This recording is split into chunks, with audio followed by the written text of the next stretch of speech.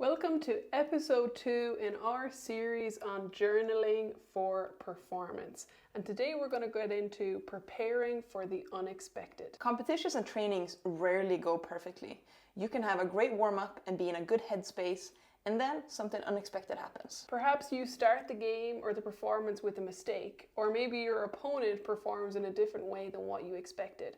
We can't always predict or prepare perfectly for how things are going to go, but that's all part of finding our performances in sport. And the difference between athletes who stay composed and athletes that struggle with adapting to the unexpected are how they prepare for it. That's where the if-then strategy can come in to help us prepare for and adapt to those things that are unexpected. In a way, we are training our brain to automatically respond and continue to perform. If-then planning is a mental tool that top performers use to plan for specific scenarios before they happen. A simple thing that you can do is to grab your journal, think about and write down 3 situations or challenges that can arise in your sport or your performance area, and we're going to work together to create a clear response to those challenges. For example, if I miss my first serve, I'm going to take a deep breath and focus on my serve routine. Or if I feel nervous before a race, I can remind myself that I have done the training and I am prepared for this. I'm ready. This process does 2 things. It reduces the element of surprise if something unexpected or challenging does happen, and it allows us to respond in a way that helps us perform. We want to start by identifying the moments that tend to challenge us. So we can do that by thinking back to past training sessions or competitions. When have you felt frustrated, distracted, or unsure of what to do? Next, you're going to write those moments down as if statements. So for example, if I make an early mistake, if I start comparing myself to others, if I feel fatigued halfway through the game, if my coach or parent gives feedback mid-competition. And then for each one, we want to add your then response, your plan of action. Then I'll reset by focusing on my next play. Then I'll refocus on my breathing and stay in my lane. Then I'll focus on effort, not the outcome. Then I'll see that feedback as information, not criticism. You can write as many as you want, but start with 3 to 5 situations that come up most often.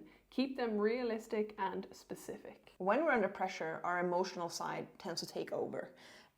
And we don't always think clearly, and we might react instead of respond. So by writing these things down beforehand, we have it in our back pocket and we can use them to respond to these challenging situations when they come up. In the same way we prepare our bodies physically for what we know is about to happen or could happen in our performance, we want to do the same thing with the mental side. And the if-then strategy is the perfect tool to allow us to do that. And this doesn't just help during a performance, it also allows you to build confidence beforehand, because you have put these strategies in place so you know how you're going to respond when they happen. So in that way, you can be calm and collected when these challenging rises. Let's go through a quick example. Say, for example, you're a soccer player who tends to get frustrated after a mistake.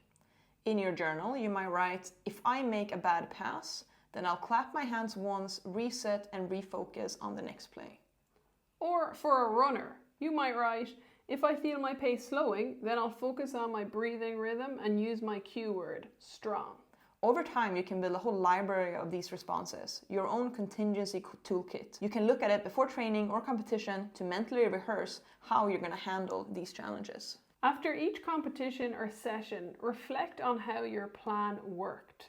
Did your responses help? Did something else unexpected happen that you can prepare for next time? It's important to remember that your contingency plan isn't fixed.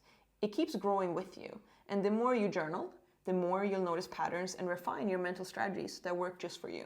Contingency planning turns these surprises into opportunities to take control. It transforms what if something goes wrong to if this happens, I know what to do. And if you think about it, the more prepared your mind is, the better your performance will be. And it will allow you to go from reacting based on how you feel in that moment to responding based on how you know to perform. So let's make sure you grab your journal and write down 3 to 5 if-then statements and start practicing how you're going to handle these challenges before they arise. Because being mentally prepared is not about avoiding challenges and hoping everything goes perfectly. It's about knowing that even if there are challenges and difficulties in this performance, I will be able to adapt and perform anyway.